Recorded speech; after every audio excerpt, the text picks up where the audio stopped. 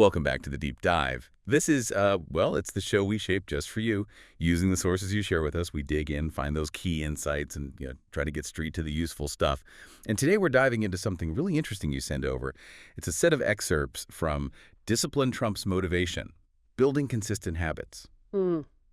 Okay, let's jump right in because, wow, right there, front and center in your source material, it lays out this really powerful idea. It just says, discipline motivation. Here's why. Mm. Mm. That's quite a statement, really direct. It kind of goes against the grain of how a lot of us think about, getting things done. It really does. What strikes me is just how concise it is, but also how much weight that little statement carries. It sets up this clear hierarchy right away. And yeah, it definitely challenges that common idea that you need to feel motivated first. Exactly. Which leads us to the really interesting part. What does this actually mean for you, listening right now? And why is this specific idea from these specific excerpts you shared so, well, important for maybe learning faster or making changes stick? So our mission here today is to really unpack that claim, to explore what the source means by it, the implications, and that promised why. Right. And the core of it, based on these excerpts and that very bold statement, seems to be about the fundamental nature of motivation versus discipline. The source seems to define motivation not as the steady force, but more like an emotion. An emotion, okay. Yeah, something that comes and goes, might depend on your mood or, what's happening around you. It can spike, but then it often drops off, like a quick burst of energy maybe. Powerful for a moment, sure, but you can't really count on it day in, day out for the long haul. That makes sense. Fleeting. So if motivation is this kind of unreliable wave, how does the source talk about discipline then? What makes it the winner in this equation, according to them? Well, discipline is framed completely differently. It's presented less as a feeling and more as a conscious choice, a commitment.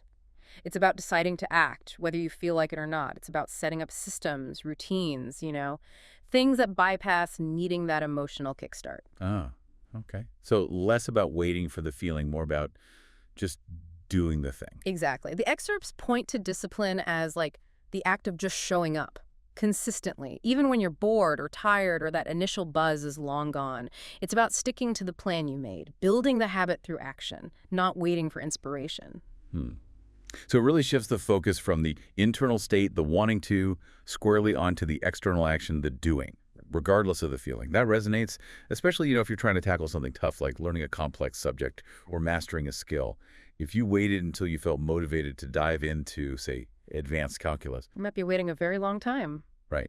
So does the source give any practical examples or ideas about how this actually works, how discipline helps form those habits? It does. It suggests that, okay, motivation might be great for getting you started. You get excited about a new project, a new workout routine, whatever. But that excitement naturally fades. It always does. And that's where discipline has to take over, according to these excerpts. The handover point. Precisely. Discipline is what pushes you through those dips. It's what helps you build that habit loop. They talk about, the cue, the routine, the reward, until the action starts to become more automatic. Automatic. So it takes less effort eventually. That seems to be the idea. Once it's a deeply ingrained habit, it requires less conscious willpower and definitely less reliance on feeling motivated in the moment. The source uses this great analogy. Trying to run on motivation alone is like trying to power a car with these little unpredictable bursts of nitrous oxide. Yeah, short bursts, not steady power. As discipline is like the steady, reliable flow of gasoline that actually keeps the engine running consistently over the long term. That's a really helpful way to picture it. So bring this back to you, the listener, maybe trying to gain knowledge or learn something new. This suggests that setting up a consistent schedule like, I will read for 30 minutes every day, or I'll practice this skill for an hour 3 times a week. That disciplined structure is way more effective than just waiting to suddenly feel inspired. Exactly that. It's about building the system for learning, not relying on the mood for learning. And the excerpts also hint that by doing the action consistently, even when it's hard, you're not just forming the habit, you're actually sort of building your discipline muscle too. It gets stronger with use. So it becomes a positive cycle. It seems so. So the why discipline is greater than motivation, according to your source here, really comes down to reliability and its power to forge those lasting automatic behaviors that motivation, being so fickle, just can't promise.